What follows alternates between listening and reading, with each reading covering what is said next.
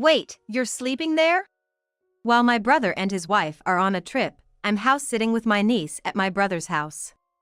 As we discuss tomorrow's plans with excitement, my niece starts to open the closet door, seemingly ready for bed. Surprised, I watch her slide into the closet without hesitation.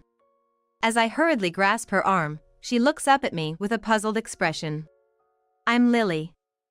I am a 24-year-old housewife. I have a brother who is 5 years older than me. Having lost our parents, we've always been supportive of each other due to our close sibling bond. This hasn't changed even after we both got married. We still maintain a family-oriented relationship. While my husband's parents are nice, they live quite far away. A distance that requires a plane ride. Due to the long distance, something you'd typically need to fly to cover, it's not so easy to ask for his help. My brother and his wife had a shotgun wedding, but ever since his wife had a fallout with her parents, they've become estranged. Without any neighbors to turn to, we found comfort and ease in our mutually supportive relationship. Furthermore, both our families have been blessed with daughters. For years after my niece was born, my daughter Alice came along, and the girls grew up as close as real sisters. As time went by, my niece Emily was about to turn 10 when John told me about their upcoming 10th wedding anniversary trip. Would you mind looking after Emily while we're away? It's just an overnight trip nearby. We thought it would be nice to have some alone time as a couple. Seeing my brother happily blush as he spoke, I readily agreed with a hearty sure, no problem. We roughly planned out the schedule, and when I asked when I should come to pick up Emily, my brother shook his head. Apparently, my brother was concerned about leaving the house unoccupied due to security reasons and wanted me to stay over instead. Although I teased him for being a worrywart, I eventually agreed to his request, leaving my own daughter, who was still uneasy about sleepovers, in the care of my husband. Days passed uneventfully until the day of their anniversary trip, and as planned, I went to stay at my brother's house. As Emily, looking a bit nervous, watched her parents leave, I took her hand to reassure her. Now, it was just the two of us for the house sitting. Initially, I planned to bring my daughter along and just have my husband pick her up at bedtime. However, Emily was unusually adamant about not inviting her to the house, so I gave up on that plan. Of course, we had visited as a family before, but she must have had a reason for not wanting her here today. It's a shame we can't invite Alice over to play, but we really can't, Emily said with a hint of loneliness. Then how about we go to my house after breakfast tomorrow? I promised, which made her eyes light up. Having prepared some more challenging games and puzzles that even adults would enjoy, in consideration of Emily who usually played along with my daughter. I asked Emily what she'd like to play as we spread them out.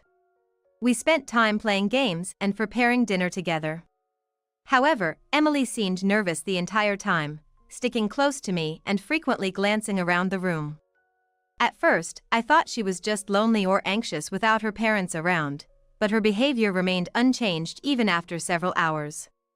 When I asked if something was bothering her. But no matter how many times I asked, she just kept saying, "I'm fine. Nothing's wrong," without telling me what was bothering her. Emily's behavior was as if she was on guard against something invisible. I would come to understand its meaning only when bedtime arrived. Changing into her pajamas, Emily said with a smile, "Let's go to bed early today, and start out for Aunt Lily's house in the morning," as she opened the closet door. Inside was a set of bedding, prepared at some unknown time. As I was struggling to grasp the meaning of this, Emily quickly laid down on the mattress and attempted to close the closet door, saying, "Good night." "Wait, Emily, you're sleeping in there?" I blurted out, somewhat louder than I intended. Emily replied with a serious face. "Yes, but it's okay. I'll leave it slightly open. If anything happens, I'll wake up right away." I tried to hide my confusion as I suggested, "Why don't we sleep together tonight?" After a few tries, Emily finally agreed and reluctantly got into my bed. She asked if it was okay to keep the bedding in the closet as her hiding spot, and even though it deepened the mystery for me, I naturally agreed. I then cheerfully asked, "Why do you need a hiding place?" After she made me promise not to laugh, she whispered her answer. "The monster is coming." If that were all there was to her story, I would have thought it endearing in the way children are. However, the story that followed was enough to make me believe in the existence of the monster. Emily shivered and clung to my arm. The monster is very scary and clever. That's why it only comes when Daddy is not here.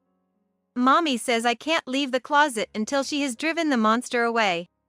She always cries while she's driving it away.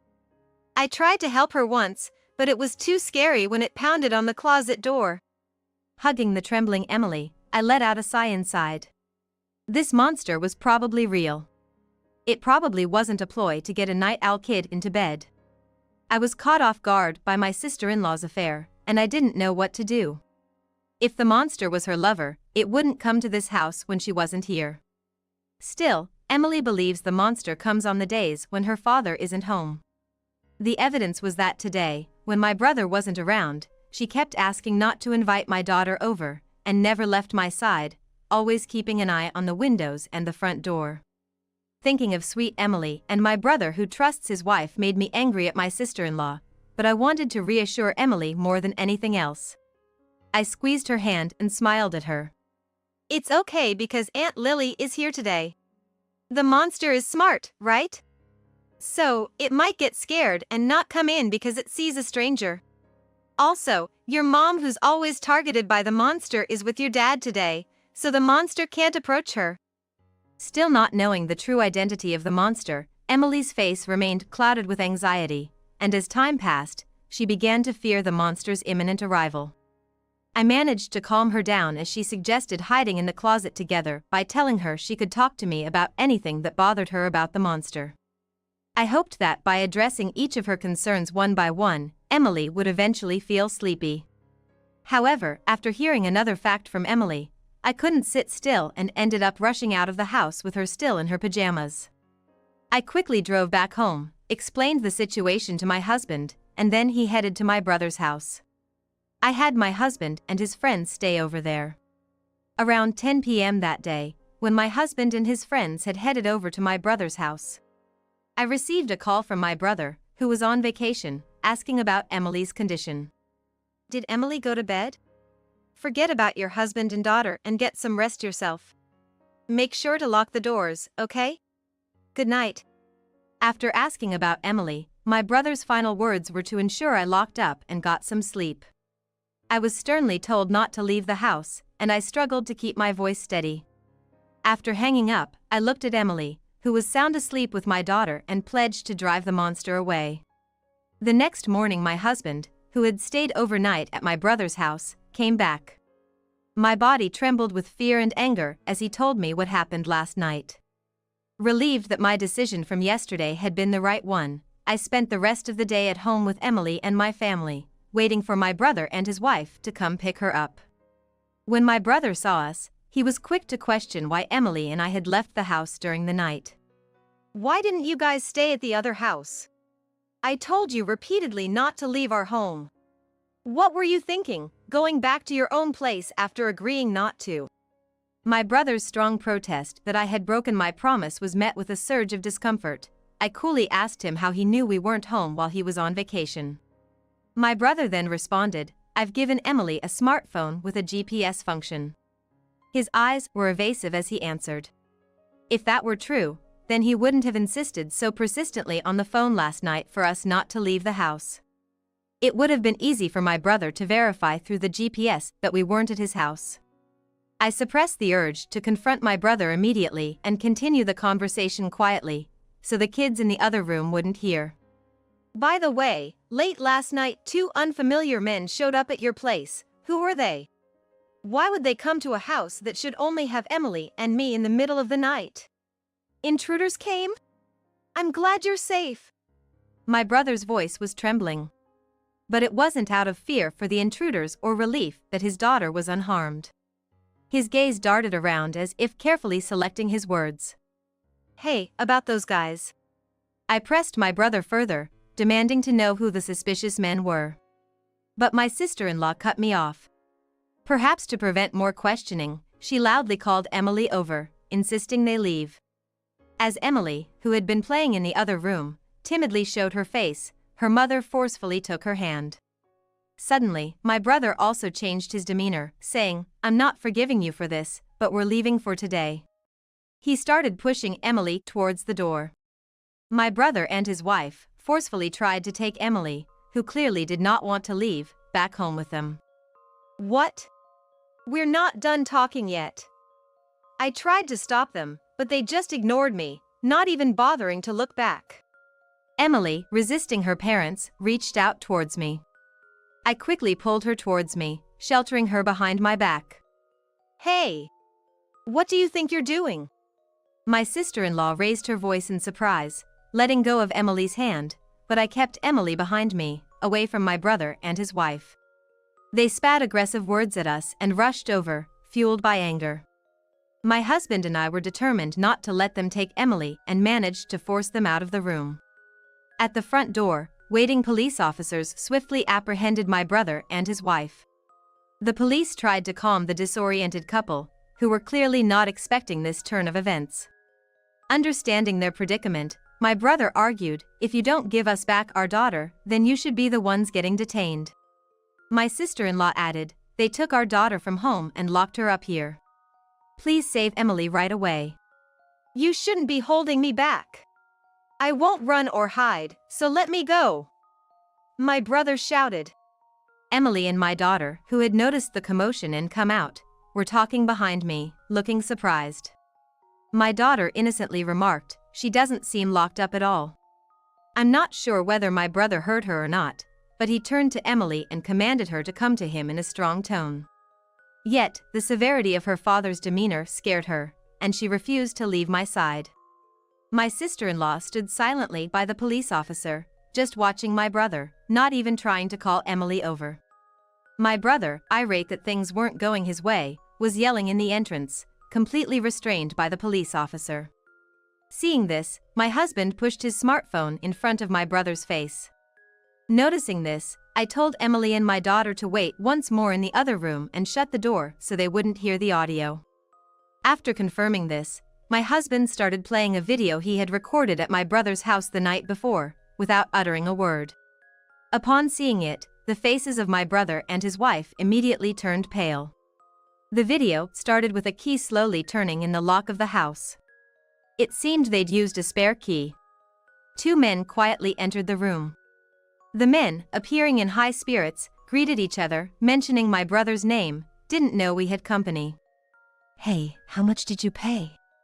"He told me it was a 30% discount 'cause she's his sister." One of them smirked, looking over at my husband and his friends. When my husband's friend gave a vague response, avoiding the question, one of the men boasted that because they were good friends with my brother and his wife, they got an even bigger discount, even going as far as mentioning a specific amount. They continued, "We're lucky we get to play with the kids today." The profile of the man who laughed was so grotesque, it would be an insult to demons to call him one. I couldn't see the screen, but the audio alone was enough to make my skin crawl. Afterwards, my husband's friend started barraging the men with questions, asking if they often came to this house, if they always came as a pair. Sensing something was off, the men asked where Emily and I were. Seeing my husband's enraged expression as he responded, "They're not here," it seemed they finally realized the gravity of the situation. Realizing they weren't among friends here, the men quickly fled. Until the very end, they were either unaware of my husband's recording or deliberately didn't mention it. My brother, supposed to be their close acquaintance, seemed to have discovered the existence of the video for the first time and was shaking. My brother, now deathly pale, frantically stated, "I didn't know anything, I've been framed." I had thought until watching this video that my brother was uninvolved and that my sister-in-law was the mastermind behind everything. However, the video contained clear evidence of my brother offering up Emily and me. His ignorance won't convince anyone. My brother was taken away by the police, and my sister-in-law feigned ignorance of the situation. But the police officer, who had already heard Emily's testimony, asked her to accompany him because he had many questions to ask her. Thus, they ended up in custody together. At a later date, the police interrogated my brother and his wife, who ended up confessing everything and were subsequently arrested. It turns out my sister-in-law would lure men into their home on the nights my brother worked late shifts and receive money from them. Realizing there was a demand for children among certain groups, she carefully exploited Emily in a way that wouldn't run afoul of the law. Emily, who knew nothing and was trying to help her bullied mother, was photographed posing as she was told. The pictures were merely innocent photos of a child. Yet, my sister-in-law would go out of her way to take these simple photos with a disposable camera, develop them, and show them to her customers, inducing a bidding war, as though at an auction. What's more, she only lent out the photos, she never sold them. As despicable as this was, it should have had nothing to do with my husband and me. When my brother became aware of his wife's business, he didn't scold her or protect his daughter. Instead, unbelievably, he started gathering men to become customers. More staff meant more revenue. With such a simple mindset, my brother decided to involve me in the business. Of course, I would never agree to it if he simply asked me. So, my brother thought to force me to work and continued to threaten me by taking photos of the scene. And so, they carefully chose a day when the neighbors wouldn't be around and locked Emily and me in their house. They exchanged the spare key to their home for a large sum of money and went out of town for an overnight trip, just to prove they weren't involved. What my brother and his wife didn't expect was that Emily, who had always obeyed my sister-in-law without question, regretted telling me about the monsters to protect me. Emily didn't understand most of what was happening in the house, but she did understand that the monsters were targeting them. By telling me, she brought the hellish situation at my brother's house to light. That night, when I learned about Emily's predicament, I asked my husband to capture the image of these so-called monsters. They carelessly leaked a lot of information, so the police acted promptly when we reported it. We also reported it to Child Protective Services, making sure to protect Emily. When we told the police officer about my brother and his wife coming to our house, they were able to secure Emily from them. My brother and his wife were arrested on serious charges such as child welfare law violations and violations of laws preventing child exploitation. Despite being first-time offenders, they could not avoid imprisonment. The photos of a child they had been taking over several years were considered highly malicious. Once an image is leaked on the internet, it can never be erased. I was shocked when the police told me this, but fortunately, my sister-in-law had not digitized or sold Emily's photos, and they were securely stored, preventing any leakage. I don't understand how my brother, who had been kind and reliable to me, could have become such a terrible person. We had been helping each other out as usual until then. The fact that I didn't notice this distortion scares me. Anyway, I want them to face what they've done. Following the arrest of my brother and his wife, the so-called monsters were also brought in for questioning by the police. They apparently argued their innocence, claiming that because their plans had not been successful, they weren't guilty. However, it seems that the discovery of someone else's child's photographs at their residence, and their involvement in other criminal acts confessed by my brother and his wife during their interrogations, led to them also being arrested on multiple charges. After we took care of the monsters lurking in our lives, we went to the Child Protective Services to inquire about Emily's situation. Her parents were arrested, leaving her without anyone to care for her. In fact, they were unfit to be guardians in the first place, so custody of Emily was taken away from my brother and his wife. That said, neither my brother nor I have any living parents, and my sister-in-law's family is completely estranged. We learned that if no one from my sister-in-law's family would agree to take her in, Emily would be taken in by foster parents. After talking it over with my husband, we decided to adopt Emily. To me, Emily is not only someone I'm greatly indebted to, but also a girl I've grown to love as my own daughter. The thought of leaving her was simply unbearable. Luckily, my husband agreed and we saw this as an opportunity to move to my in-laws' town. Our daughter, who loves her grandparents and has always wanted an older sister, is overjoyed. She's been excitedly looking forward to the weekend, when she could see her grandparents more often, and now her wish of having Emily, who she adores, as her big sister came true. And as for Emily, who finally got out of the clutches of her abusive parents, she's adapting incredibly well to her new environment as an older sister. It's amazing how resilient kids can be. she's beginning to lead a happy and peaceful life.